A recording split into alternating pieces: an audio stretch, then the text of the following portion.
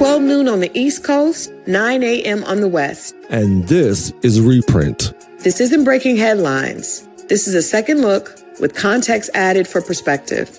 This is Reprint, edited after the headlines.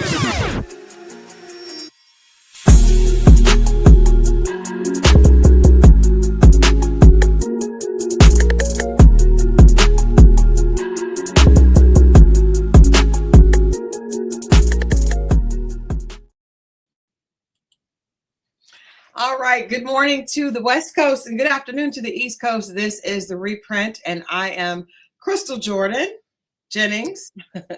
And I'm Victor Flavius. How y'all doing today out there? Well, first of all, happy Martin Luther King Day, Victor. How are you today? I am doing well. Sun is shining bright over here on the West Coast on this MLK holiday. Well, yeah, it's great. How are you doing over there in Atlanta? I am good. It is a beautiful day. I actually started the day listening to some of the speech every year in Atlanta. This, of course, is the birthplace of Martin Luther King. There is a service at Ebenezer that is actually broadcast live. So I started the day watching that and listening to Dr. Bernice King. And, you know, I think that this year specifically, it's great that we are, I don't know, for me, it felt great to be listening to that, because I think sometimes you can get so bogged down with negativity that we forget, we kind of get bogged down and start thinking that way and forget that that's not our core. And I enjoyed listening this morning. Dr. Bernice King addressed the crowd as she does every year and just reminded us that, in the words of her father, love is the only thing that can push out hate. And, basically there's no way for us to move past the issues that we're having besides doing it together.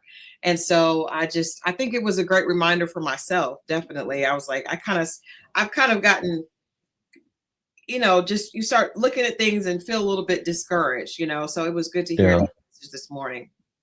That's great. I didn't get a chance to watch it yet. Of course, it's 9 a.m. on the West Coast over here. So I'll go look at the recap at some point once we get off this pod. But it's today it's we get one a year. Mm-hmm. One reminder year of peace and nonviolence. Which was lived through with MLK and his family, and I'm glad that his daughter and his sons are carrying that on. Mm-hmm. His family is continuing to uphold his legacy, especially in today's time where we have so much unrest in the world, and there's so much tension in different regions, that he portrayed that and he left a blueprint for us to follow. Yeah. I think, it was kind of refreshing, because I know we've talked, this is our second week with Print, and a lot of our topics and headlines have been plagued with what is going on in our country that seems just very different than it did a few years ago. Dr. Bernice King talked about, she addressed not anyone in particular, because I think sometimes people get caught up in the negativity with the names, but she did say, and speaking in reference to what's going on with ICE and things like that, like we have to remember her father's words, and that was like, us coming back towards these things that are happening with the same energy is not going to move us forward, and so I just think that was it just hit me different this year for the first time. I usually listen. I've lived here in Atlanta for over 20 years, so I'm always aware of that, of the provocation that happens. And actually, Senator Raphael Warnock is actually the senior pastor at Ebenezer, and so he spoke as well. But I think just remembering that you cannot fight hate or prejudice or injustice with the same thing. It has to be love to make it different. And I don't know if, I think we might have gotten a little bit away from that. Or do you even think that's possible today, Victor? Yes, I do.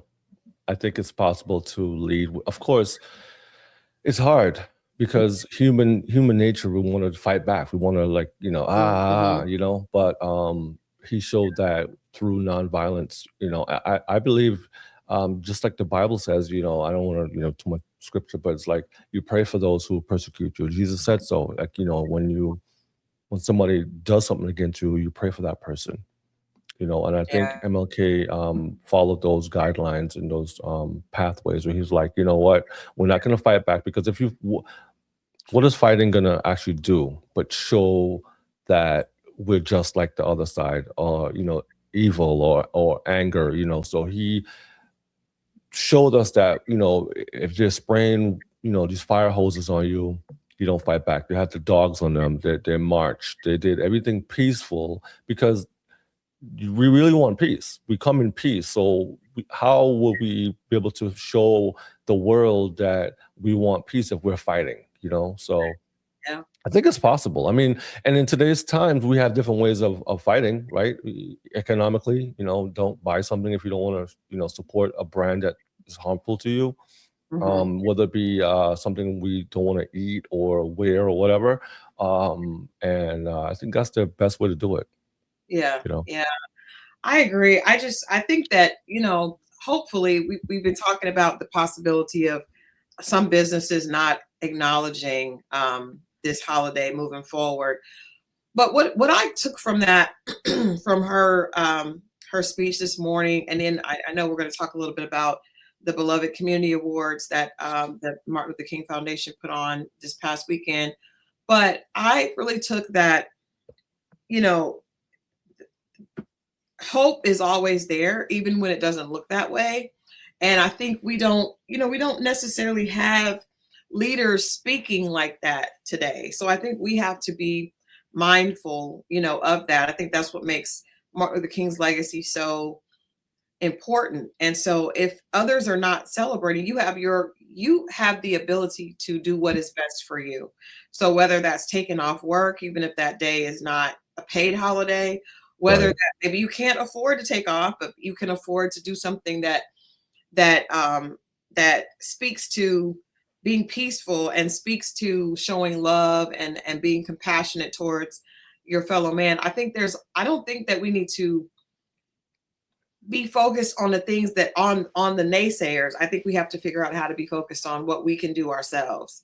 And Right. so I would say, regardless of, if I have several friends that worked and their jobs did not observe the holiday, but that doesn't mean that you can't do something in yourself to observe it and to do your part in having compassion towards your fellow man. That's something that we all have the ability to do. And so without to, but I know that what we do with Lennox and Parker is all about community, and it is about love, so I think that we all have the ability to show and stand up in our own way of showing that towards each other. The MLK quoted, and he said, the time is always right to do right. And it's a small quote, but it's powerful, and I think it's impactful, that you have every minute of your day and time. And like you said, you mentioned, there's a way for us to always do something right. Right. Even it doesn't matter what job you take or job you do, the integrity of what you do and how you do it, how you treat people, how you talk to people daily is what his message is about, pretty much. Yeah. I agree. So I had the opportunity, like I mentioned before, to go to, on Saturday, I went to the Martin Luther King Beloved Community Awards, and I'm going to read just a little bit about the program. It was beautiful, and it definitely it was I think it was something I needed to do, Yeah. because besides the big names that were there, it really just the atmosphere was here in Atlanta at one of the hotels in downtown Atlanta. And this is an annual award, the MLK Beloved Community Awards. It was hosted by Anina Noni Rose and actor Aldous Hodge. I'm sorry. And first of all, I'm a big fan of Anina Noki Rose because Me too. I told her, I actually, I did a quick little thing on the carpet with her, but I said, what she did just in playing a Disney princess, for Mhm. growing up as a Black girl, and there was no such thing as a Black princess. It almost was like understood that you don't fit that stereotype. So having her play the Princess and the Frog and be involved in that it's just, that's a legacy that she will have forever. But she's done so much. She's such a great, beautiful person, great actress, powerful actress. So it Yeah. was hosted by her and Aldous Hodge. He's also an amazing actor, and he did a great job hosting. But the awards that night went out to, first of all, Viola Davis. When I saw her name there, I was like, oh, I definitely have to go. I know, amazing to share. But Viola Davis accepted the Coretta Scott King Soul of the Nation Award. Also, Wow. and that was presented, of course, by Dr. Bernice King. Also, Billie Eilish was gifted the Environmental Justice Award. Robert F. Smith was given the Salute to Greatness Humanitarian Award. And this is something I didn't know. I know that people realized a few years ago he gave scholarships to paid the college tuition for an entire class at Morehouse. I remember that, yeah. That he also wiped out the debt of their parents. What? Yes. I didn't know that. Yeah, in addition to the children receiving that scholarship, their tuition being waived, their parents' debt was also wow, that's unbelievable. That's true philanthropy. Yeah, that is. I mean, and I think for those that have it to do, and that's one of the things that Billie Eilish said. And we have so much coverage on this. So if you guys want to see more from the Beloved Community Awards, you can visit lennoxandparker.com. This week we'll be dropping the videos and the performances. There was a performance by October London. Awesome. There was also a performance by Guapole. It's amazing. And it was just a beautiful night. But Chance the Rapper actually opened. Oh, wow. Yeah. It was just a beautiful night. LeBron James Foundation, the LeBron James Family Foundation, was given the Youth Influencer Award, and that was accepted by his mother. And then Sesame Street Workshop was received the Christine King Barris Legacy of Service and Education Award. It was just a really beautiful night. But it reminded me that we do have to focus on the positive. I was able to interview Aldous Hodge on the carpet, and that's what he said. He was like, this year had been so difficult that it's easy to kind of lose hope, but this kind of restores, my hope being here in the birthplace of Martin Luther King and seeing everything that's going on and seeing just some of the things that people have done over, with their time here, with their time, they're helping one another. It made me, it made me want to do more. It made me feel like I'm not doing enough for others, myself.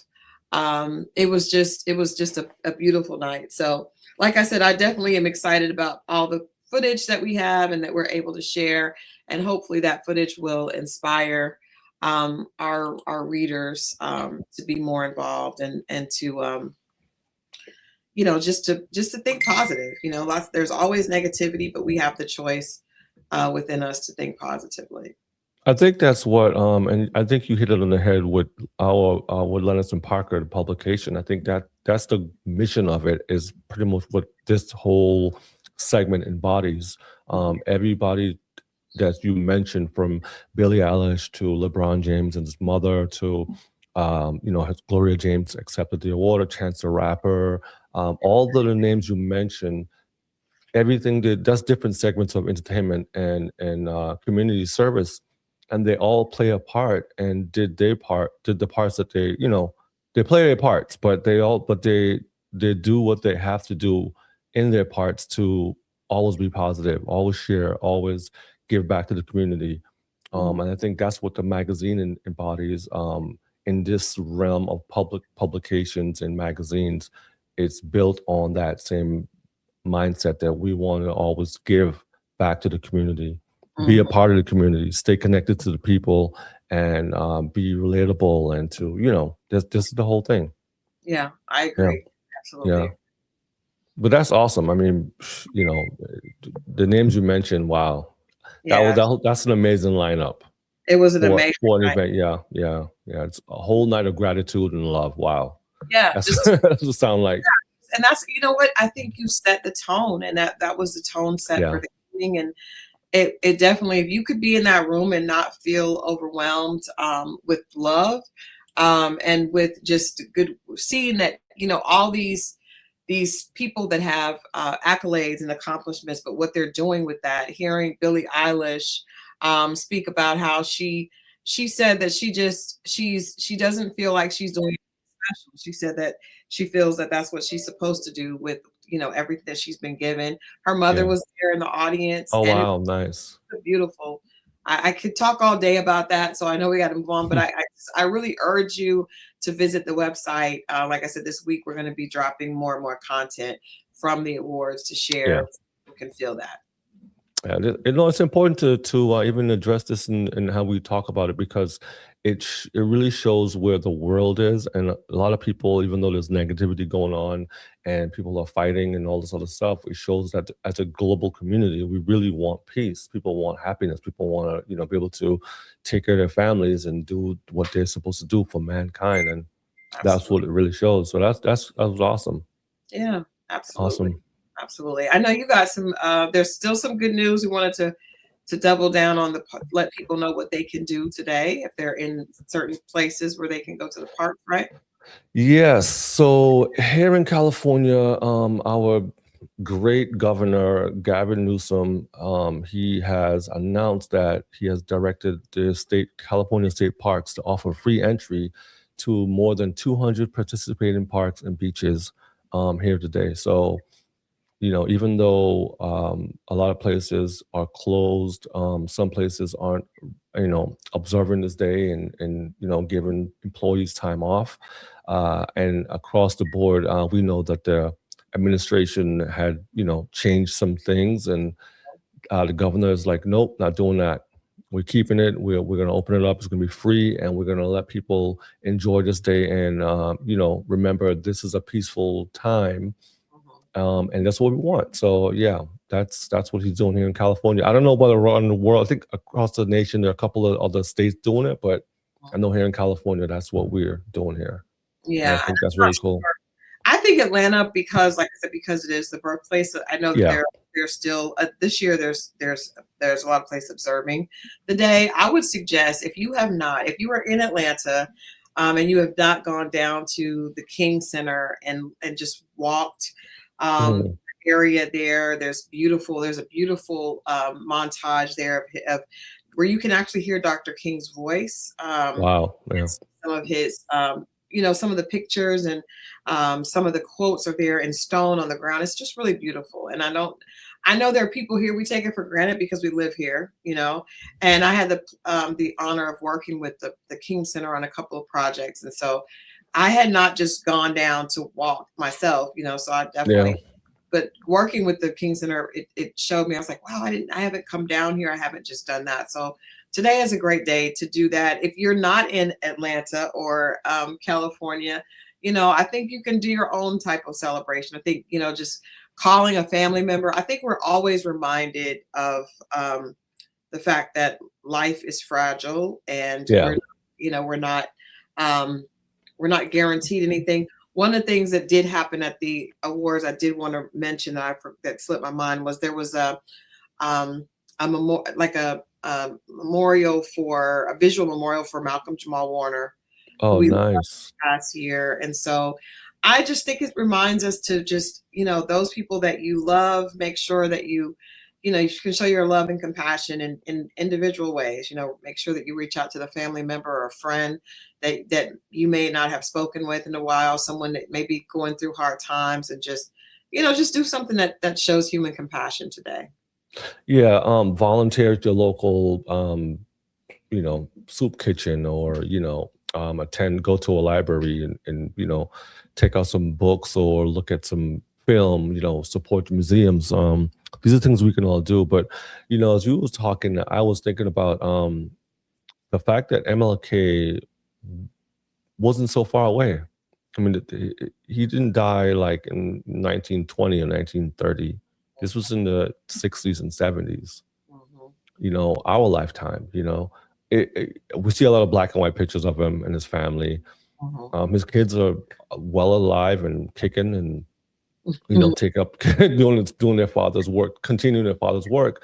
And a lot of times we see every year we can get complacent in just hearing the "I had a dream" speech and just be stuck on that all the time. And it's good to just remember that this is a man that lived not too long ago, that fought for our community, for equal rights and just the right to have a civil life, and which is crazy, here in America, it's crazy. But yeah, I agree. Wasn't long ago, yeah. I'm sure there'll be lots of television programs and movies on today, so there's opportunities, to find some inspiration. Any place that you need to find it, I think, is what we're trying to kind of convey. So, wait, how do we? Just a quick question: How would you say our community should carry on the legacy to the youth, to younger people? How do we, what do we do? Well, that's a good question, and I think we all realize with some schools and systems being that our history being threatened to be removed from the system. I think it's really important for that conversation to happen in the home. I think that we have to be responsible. That's another one of the things that I pulled from the celebration this weekend, is that you have to be the voice yourself, and so, children, I know when I was growing up in school, we would hear about Black history for obviously on Martin Luther King Day, right? And then Black History Month, and that was it. But I think it's important to teach our children our history. I think it is important for us to take on the responsibility of teaching our children about not just Martin Luther King, but Marcus Garvey and Fred, Hampton and Malcolm X and Medgar Evers, everything. It is our responsibility to teach Black history to our children, because we can no longer allow, and we should not have, but I think we're coming into the understanding that no one is, there's no one coming to save you. You must save yourself. And I think that is that we have to take on and take it on with pride. I think that I would love to see more organizations.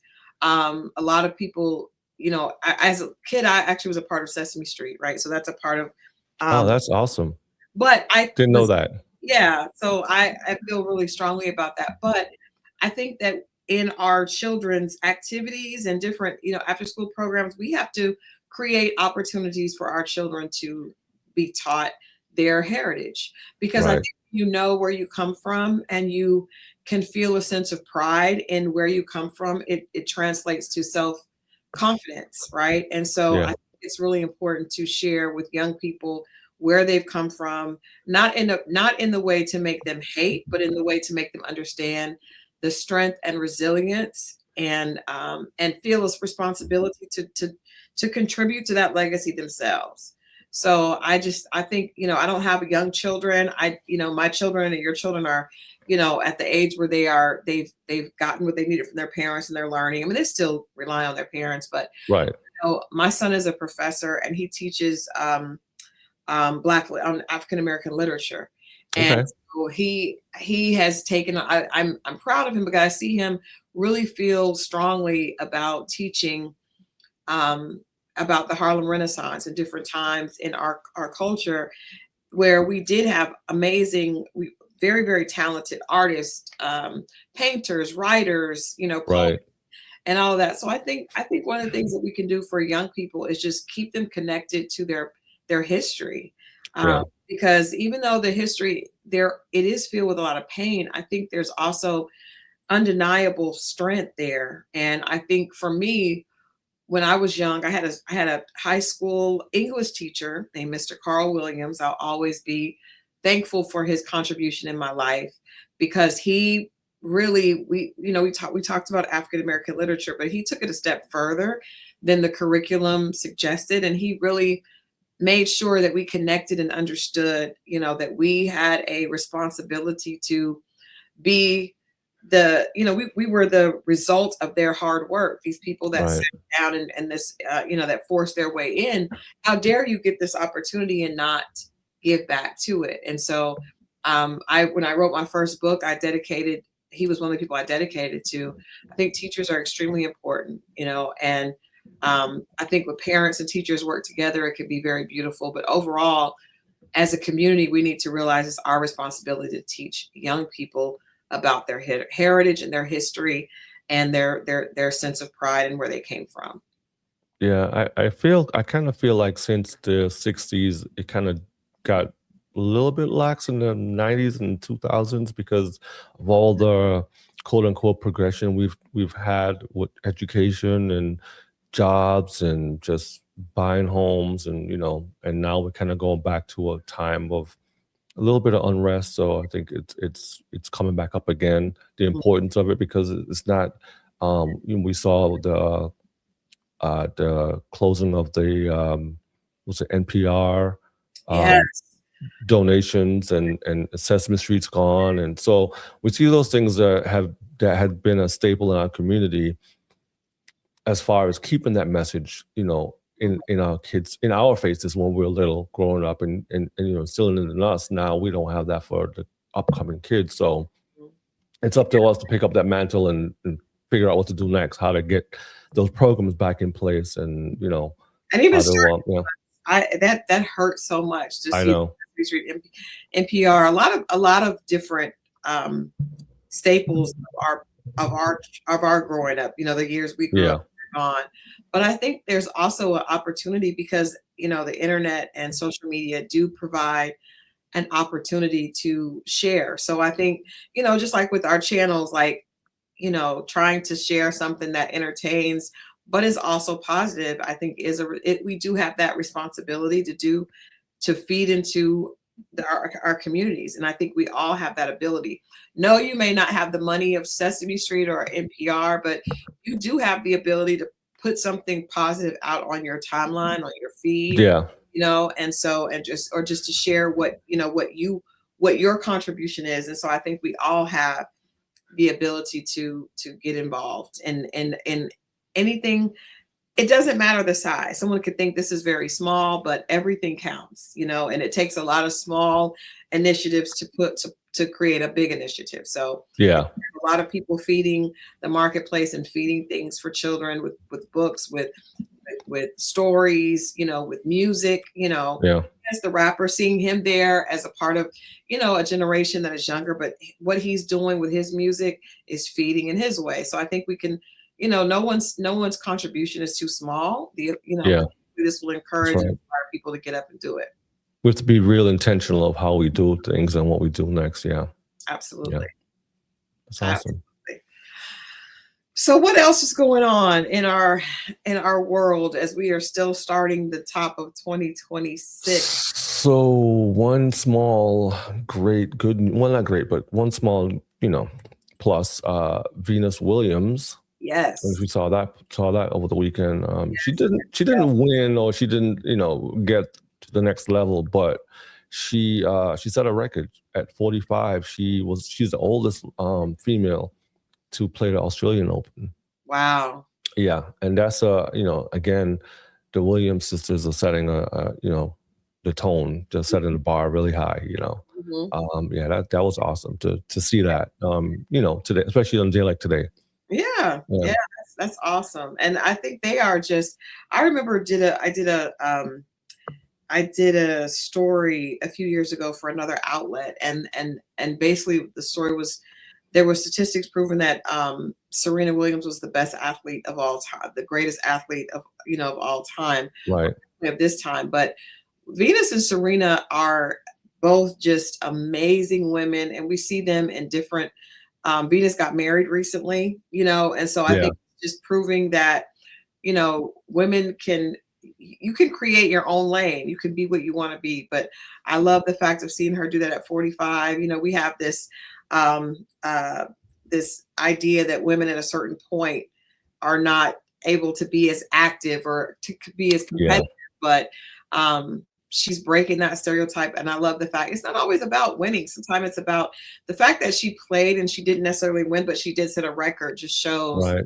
that you never know how impactful something you could be. And sometimes it's not about the immediate win, it's about the long-term goal. And that is beautiful to be able to let women know that you don't have to stop because of age, because of having a child. I know Serena came back after having a baby. I know one. Yeah. That was crazy. Yeah. Yeah. So I think their family legacy is just definitely one for women. It's just a powerful example of how women can do with hard work and determination. There's nothing that you can't do. So kudos to Venus Williams. Yeah, we've seen the Williams sisters set the trend for other, female athletes to come along the way, especially how they carry themselves. In the news, the movie that Will Smith did, Yes. biopic on them, and we've seen how they carry themselves and what they were. People made fun of them, the whole time they were coming up, and to see them, triumphant, and to see where they are today, two successful Black women in sports. I think that is amazing. Yeah.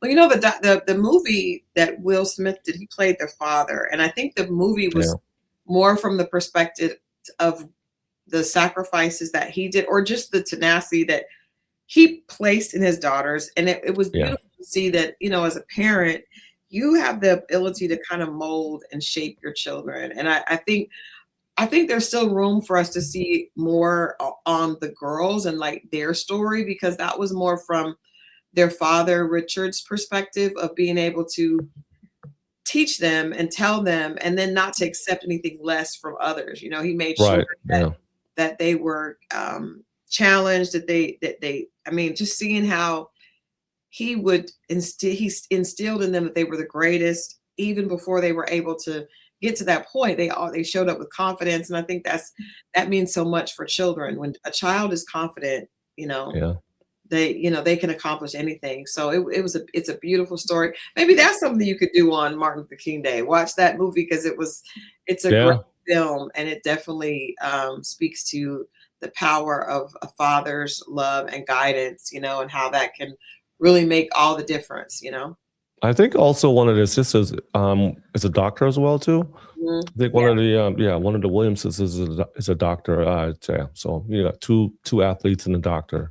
Yeah, I think I really believe that. I taught school for 1 year, and I remember at a charter school, and the owner of the charter school, her name was Deborah Brown. She, you don't always agree with everything that people say or do, but I've always learned to kind of keep the meat and throw back the bones. And this woman really, really, impressed upon me and the other women that were there teaching that children are probably the most magical thing there is. They can do anything that they believe they can. If you teach them that they are smart, that they are bold, that they are able, that they are they are just as good as anyone else, that shows they will believe that and they will act that way. And so, our school, even though it was on in an area that was there were families with a lot of needs, children performed at levels above, where you would have, very, very affluent families.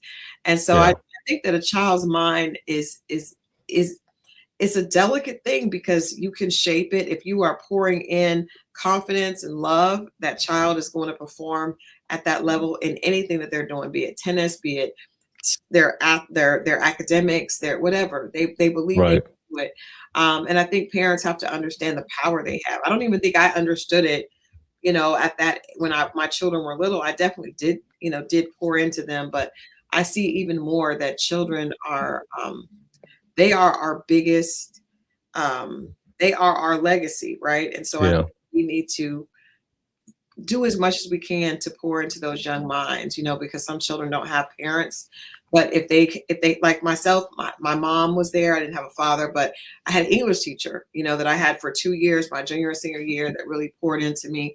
Those things count. So if you have the opportunity to pour into a child, that is the equivalent of pouring into your future, pouring into our community's future. Yeah, you're right. Legacy. What else we got? Speaking of legacy, in a negative way, but I think I want to talk about. Oh man. I know. I think Tyler Perry is one of those people that we all admire for what he's been able to do. And I think myself, I remember hearing that BT speech where he said, if there's not a table, let's stop begging to be at someone else's table, build your own. Build your own, yeah. I think that inspired myself and probably the entire entertainment industry, because there have been so many Black directors and writers and producers and filmmakers that have come after seeing his example. But Tyler Perry is facing multiple high-profile lawsuits, notably one for $260 million by actor Derek Dixon, that's pictured here, and another for $77 million by Mario Rodriguez, both alleging sexual harassment, assault, and exploitation, with claims of unwanted advances touching threats of professional retaliation for not reciprocating. Perry's legal team is calling the claims fabricated and a scam, but the cases follow earlier allegations and involve accusations of creating coercive environments for roles in such shows as The Oval and films like Boo, Medea, Halloween. This is not new. This has been going on with Tyler Perry for some time. His camp has vehemently denied each and every lawsuit. We know also actor Christian Keys went online a little over a year ago and made some allegations, to which he kind of silenced, was kind of quiet on afterwards, but he has recently again suggested that his television show that he created, All the King's Men, All the Queen's Men, was taken away from him, and that, because he did not go along with essay advances.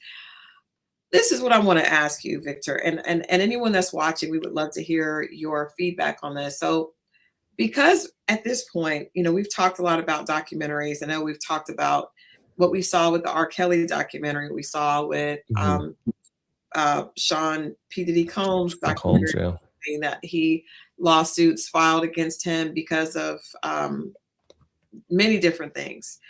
He was accused and acquitted on most of that.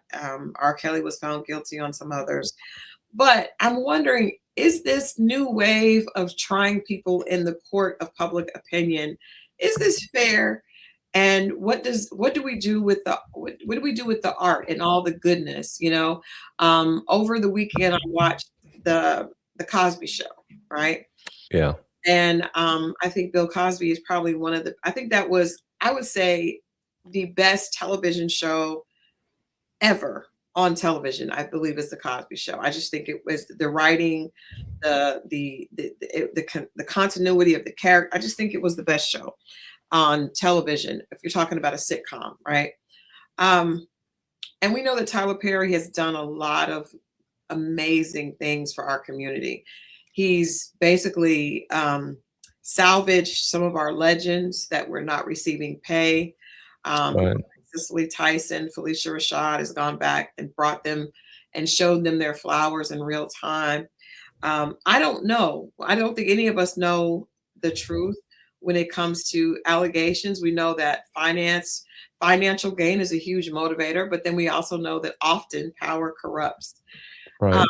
I'm just wondering if, these cases, because these are public figures, this information is always shared publicly, right? And has the ability to, even if they are not found guilty in a court of law, they could be found guilty in the court of public opinion. So I just wonder, moving forward, is there a better way?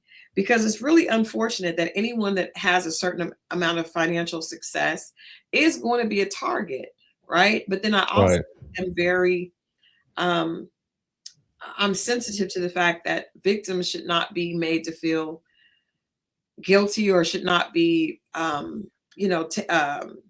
treated badly because they're speaking their truth. I'm just wondering, how do we find a fair and equal middle ground for people that are not, because in many cases, these people are not found guilty in the court of law, or people we talked about LA Reid. LA Reid, yeah. And that trial did not happen because they settled out of court. Right. So, but still there's this leftover stain of him being accused of something that we don't know if he did or didn't, honestly. You know, Right. in these past lawsuits against Tyler Perry that have been dismissed or have been settled, we don't know. So, you know, what do you think? How do we find a middle ground where both sides, victims are able to be held with respect and dignity, but also because sometimes the victim is the person that's in power that is being accused because of, you know, someone sees the opportunity for financial gain. Well, I know, right? if there's no smoke, right? There's no fire, right? But I mean, let's revisit all the cases we talked about. You mentioned R. Kelly, you mentioned Sean Combs, you mentioned L.A. Reid. Of course, those are all in the same music category, right? And now you have Tyler Perry. I think a lot of the activities that go on around those gentlemen, it's I won't say par for the course, but it's like we've seen it with, you know, through time, and we, you know, the community tends to ignore it. Oh, you know, it's not a big deal. You know, I heard for years, and this has been going on for years, and then when victims come forward, it's like because they're trying to get the money, you know, and it's like, okay, well, in most cases, because of the statute of limitations, or, you know, you go through the different phases, you know, embarrassment, shame, people not believing you, because of course, you know, the person that you're going up against, they have all the money and all the power and position, so they can get on. Tyler Perry can tweet one thing and it can go to, you know, 1 million followers, whereas the actor or actress doesn't have the same platform. So a lot of time they're fighting. They even just to even think about fighting. Because I thought about this the other day. I said, you know, if a person went up against a huge celebrity, and that person doesn't have the same platform, they don't have the strong voice, you know, they don't have the money. In your mind, how do you begin to even start the process? What do I do? When I call the police, once I do that part, and I go to and I give my statement, and I get an attorney, people think that the next day is you go straight to court. No, it takes time to do investigations, and you got to go through that person's life, and then you got to notify that person that you're going to go against them. And then if that person's a mean-spirited, strong-willed, money person, they can do things behind the scenes that no one knows about, you know, that can cause harm. Then they can blackball you so you can't work. And there's a lot of different things that happen before you get to the court scene, you know, time period. And so you have to live. Person have to go through their regular day, make, you know, pay bills, eat, live. So it can affect your mental and your home, just your peace. That whole just the thought process. Okay, well, I have to begin this process and go through this whole thing that might take years. Yeah, and we don't think about that part. Yeah. So for a person to get enough courage to do that and to bring their whole family, if you're married, your wife, your kids, your mom, your dad, just your whole family through that on a daily basis. Plus, at the same time, with this whole social media thing, you're dealing with, you know, online people that are leaving comments and smearing your name, and you're just to insert in there, you're right. Bullying that happens online. There have been people that will basically try to harm victims because they're speaking out about their favorite person, their favorite celebrity. Exactly. That becomes very dangerous when and if the victim's information is revealed, they can you know, there can be a lot of backlash. And we know how marketing works. You know, Right. You have a person like Tyler Perry who, you know, is beloved because he made all these funny movies. People see him as Medea. People see him in these movies, and he has the money. He can get the right clothing, he's at all these, you know, he's with Oprah, he's with this. So your perceptions are, oh, he has to be a great person. Not saying he is bad. I'm just saying when you come into the world of entertainment, it's all perception, smoke and mirrors most of the time. That person could be a rotten person behind the scenes. So as soon as the camera comes on, it's like, oh, he's a different person. He's acting, in most cases. So the person that's going up against a person like that, you have to go through the process in your mind and you have to get your whole team, your whole life together. Okay, what am I going to do? How do I do this? And if you're dealing with somebody like a Sean Combs or L.A. Reid, who has been in the scene for 30 years, it's not them you're going against only. It's the whole establishment behind them, because they have a machine that's backing them. The labels are going to put $300 million behind them. We've seen that when just in court cases with when T.I. went to court with his gun charges, how the label backed him and he got out of it. When Young Thug went to jail, same thing. So it's like we've seen it in that court. Now, as far as like a civilian or a person that's looking at this, one thing we have to do is normalize that person. We have to stop looking at these celebrities as gods or as they can't do no wrong. They're all humans.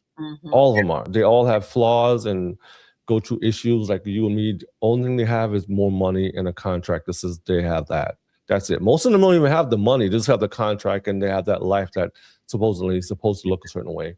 Well, Tyler Perry definitely has the money. Oh, well, he has the money, yeah. But like, is there even an opportunity for a fair trial? If I come as a victim with a lawyer that maybe someone saw me and wants to help me, but I don't have the type of lawyer. I mean, with Sean Combs, he had a huge legal team of the best lawyers in the world, right? And so is that fair if you have more access? I'm not sure. I want to add into this really quickly. Melissa Gilbert, who we all know, Laura Ingalls on Little House on the Prairie. Well, our generation knows, a lot of generations after ours would not know. She is getting a lot of flack online for supporting her husband, Timothy Busfield. He has been accused of child SA allegations. He's not been to court, but that there are accusations, and she is getting backlash for standing by her man. Recently, her son, who is a product of her and Timothy, says that his Timothy is his hero. So, and I saw this over the weekend. I'm like, that's her husband. So if she believes he's innocent, I don't understand, because at this point, because she's the bigger star, because of her being that she's a legend in the business because of being on that series, she's being canceled because she's supporting her husband, even though he's not been convicted as of yet. I know that when there comes to cases of children, and sometimes, sometimes women, but usually children, it's hard for us to hold our judgment until the case has been tried. But again, it's, it just brings us to the position of, is it fair for the court of public opinion to be trying people prior to them actually having a day in court? And is the day in court even fair?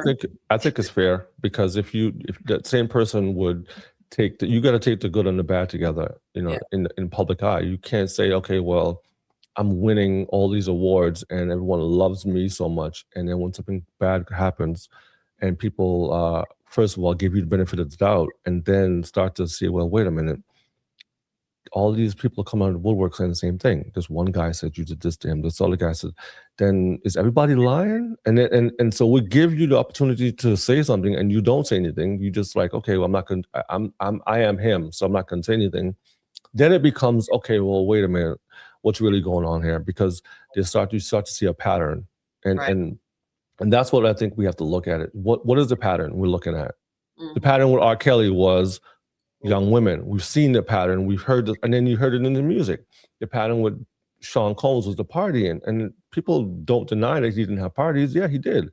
And L.A. Reid.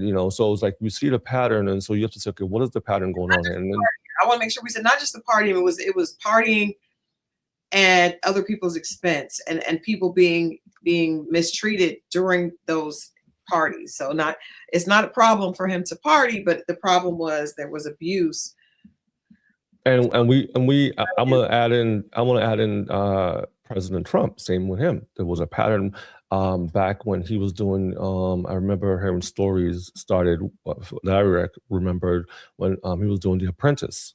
Mm-hmm. And the story was he doesn't pay his employees and he was treating them bad. And so it was like, well, okay, but he was The Apprentice. He was on TV. He was on every screen. He was on a billboard. So those stories kind of get flushed out. And then years later on, when you go look at, what he did, he got accused of and was actually found guilty in court that he had to pay money for. It's like, okay, there's a pattern here. So now you look at the pattern and say, okay, well, we have to go with the pattern. Now, when you get to court now, in most cases, after the statute of limitation runs out, the only thing that a person can get is restitution for, they would have to do a civil suit. Yeah. And that's why most people are like, well, why are they suing them? Well, because they can't, the other part of it can't happen, or, or it could happen, but there's less cases, less evidence there. So I think that's one of the biggest problems is the statute of limitations. I think that there are certain crime that there should that should not be limitations. Yeah. SA is definitely one of those. SA rape should not. No. Yeah. And then the other part too is you have to look at it from a legal perspective. The law is pretty black and white, and it depends on what state too. California and New York and Georgia all have different laws and different age ranges of different things. So if you got caught with a law in California or New York, it just different laws apply. So we have to apply that to the equation as well. Yeah. That's true. But from the public's perspective, I think we could, give our opinion on how we see it going. You're like, you reap the benefits. You have to take the good and the bad with that. You have to. Yeah, you have to. It just seems like that's a high price to pay. But I guess the bigger the risk, the bigger the reward. So the fact that you're in that space. Let us know what you think. If you're listening to this on Spotify, if you're listening please let us know what you think about the court of public opinion versus the court of law. Is it fair that so many of our public figures are tried in the court of public opinion, and that can influence their endorsements, how fans interact and connect with them, opportunities. I remember just using another example when Jonathan Majors went through all that. He was being abusive. He lost all of his endorsements and some of his gigs, the Marvel situation. And then after he was acquitted, he wasn't able to get all of them back, but he was able to kind of get back on the road to being a working actor again. Right. It's unfortunate, but you make a good point. That just could come with the territory, of being a public figure, But let us know what you think. And definitely we are excited to be here. I hope that everyone will have the opportunity to go out and do something positive today in honor of Martin Luther King's birthday. We will be back on Wednesday. Yes, we will. We will definitely be back on Wednesday. Yeah, with the reprint. We appreciate Hope we have good news on Wednesday. Hopefully we'll have some positive news. We'll definitely have the news with a little bit of context. This is the reprint, and we look forward to seeing you on Wednesday right here, 9 a.m. on the West Coast and 12 noon on the East Coast. We'll see you then. Have a great day.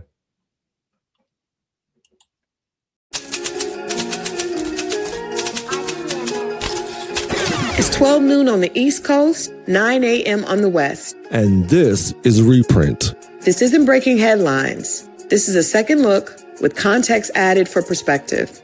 This is Reprint, edited after the headlines.